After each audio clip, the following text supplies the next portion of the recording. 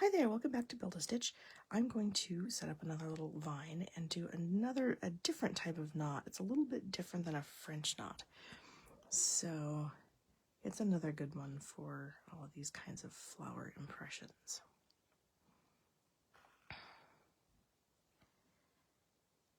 So I'm gonna add these, get this vine going.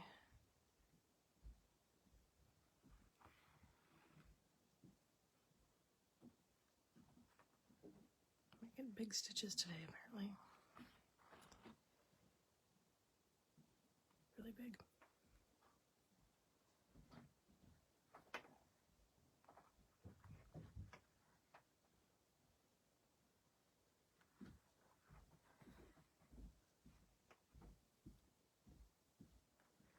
There we go with that.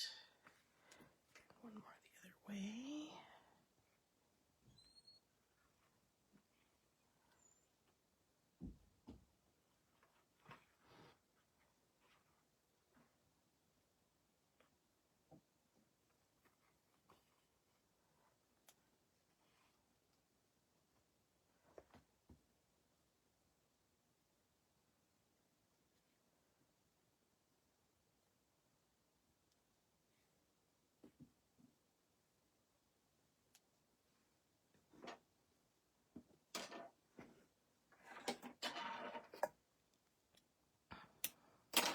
Okay, so there's my little vine. And this is a colonial knot. This is one I've only learned fairly recently.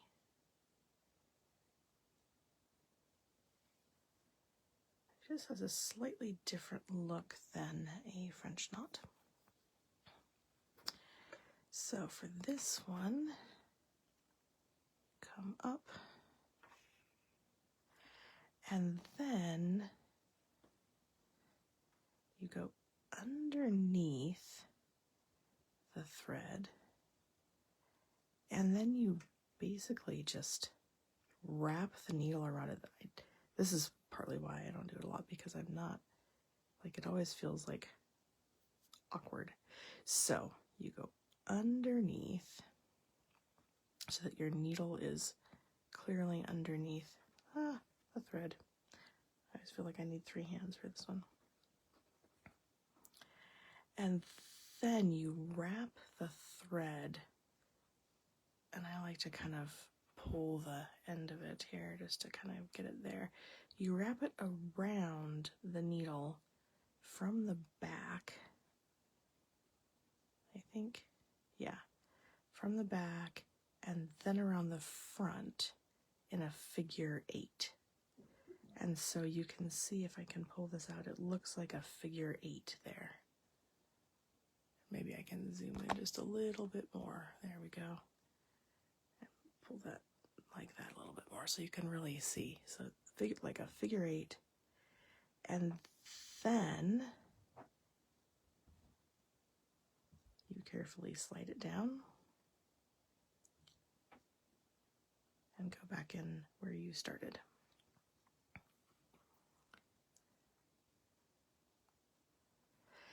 And so you can see it kind of stands up a little bit. So here's the French knots. And then here's the colonial knot. And it stands up a little bit differently. The thread twists a little bit differently. Sometimes I have French knots that do this kind of thing, or you'll get a little loop in them, just kind of a little bit loose like that.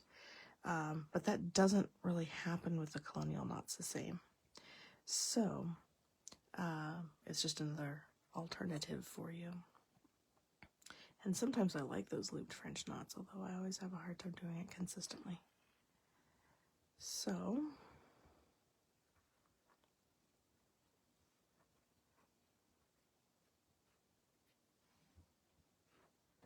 do a few more of these. So down, around, loop around here.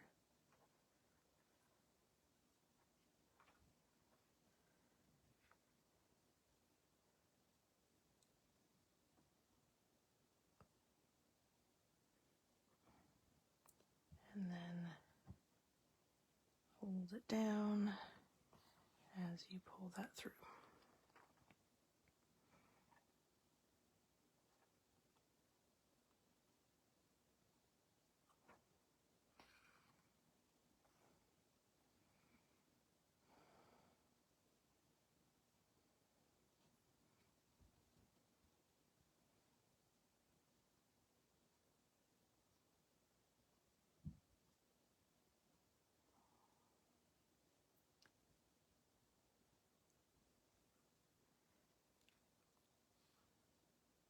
Make sure I'm on the screen there, up to the camera.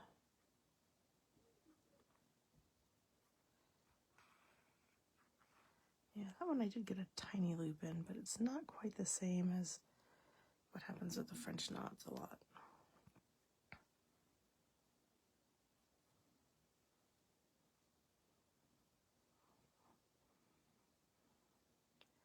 And you can see part of it's because it loops around the needle. Oh, where'd it go? There we go.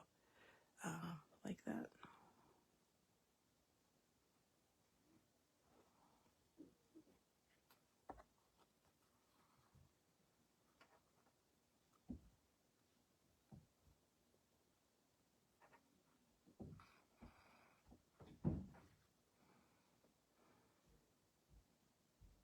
Okay, so that one worked better. Okay, so if you can set up your thread, I'm going to zoom out again.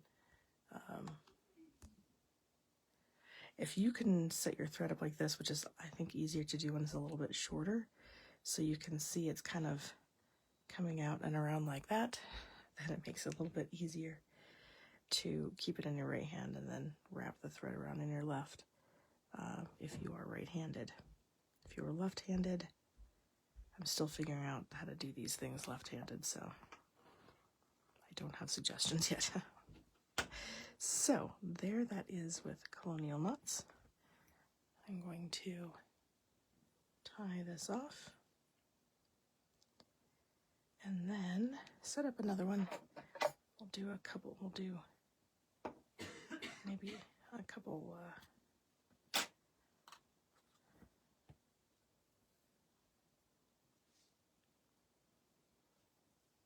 we'll do one with 2 lazy daisies.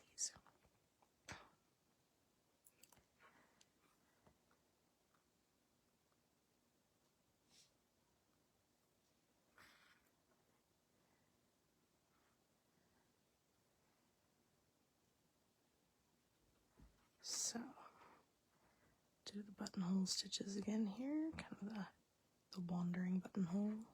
I'd forgotten what they were called, but that's what they're called, buttonholes.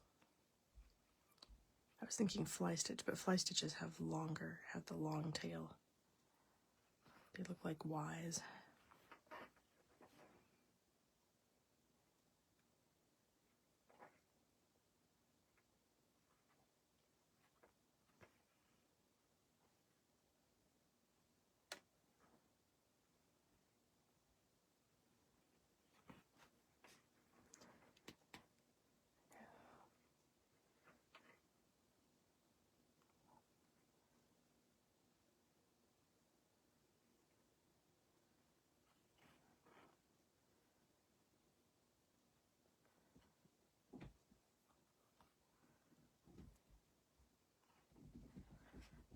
Okay.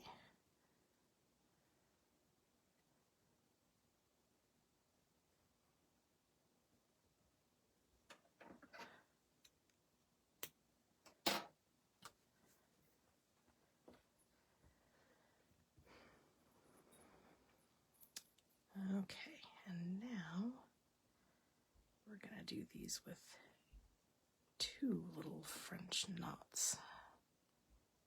I kind of wish I had some different width of thread for this.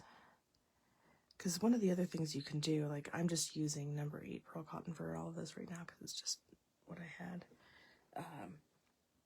And you can use, different widths of thread too to give you a different look. So don't discount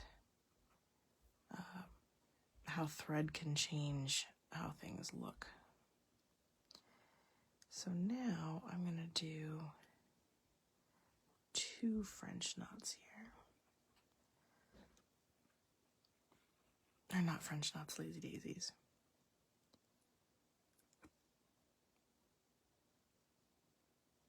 I'm hitting the knots back there. There we go.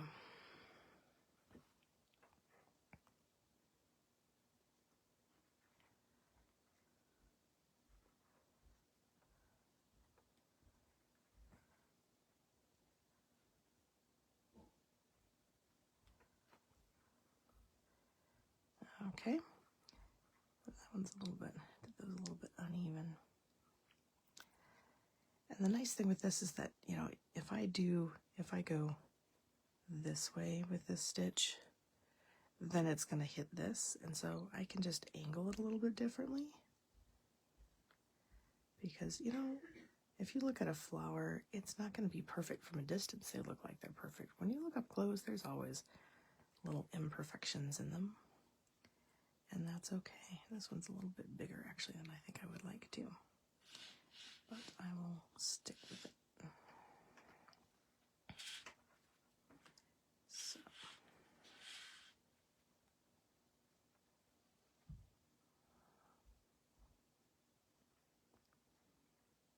Stick with that size for that one. I'll make the other smaller. Because then you can see, too, how they don't necessarily have to be all the same. And that can kind of add some nice just effect, overall effect. So this one I will do smaller. Ooh, I'm running out of thread. I might not. Okay, I'm going to pull this one and get a new thread because it's just not going to work. Thought I could, but nope.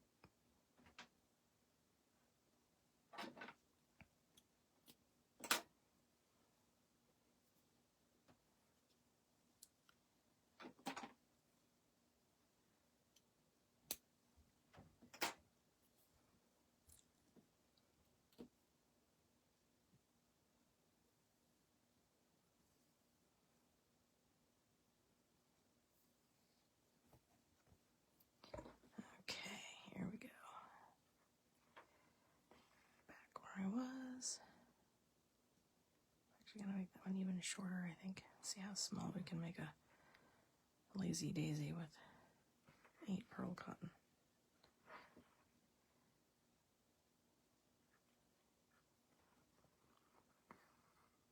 There we go. One thing I have found with my lazy daisies is that you can make them rounder based on where you put the needle with the thread. So like that one, I'll show you here. So this one right now is looking kind of elongated, which is normal. But if you really push this up and make sure that you're going right back down where that thread came up, it kind of pushes it into a little bit more of a round shape. So now you can see that's a little bit rounder than it was looking before. Like that. Those are pretty small.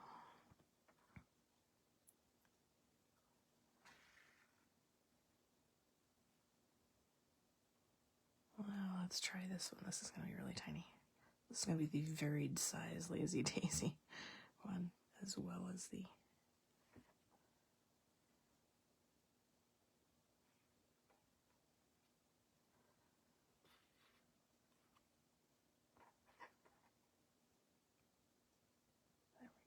get that kind of even. That one's really round, which is fine.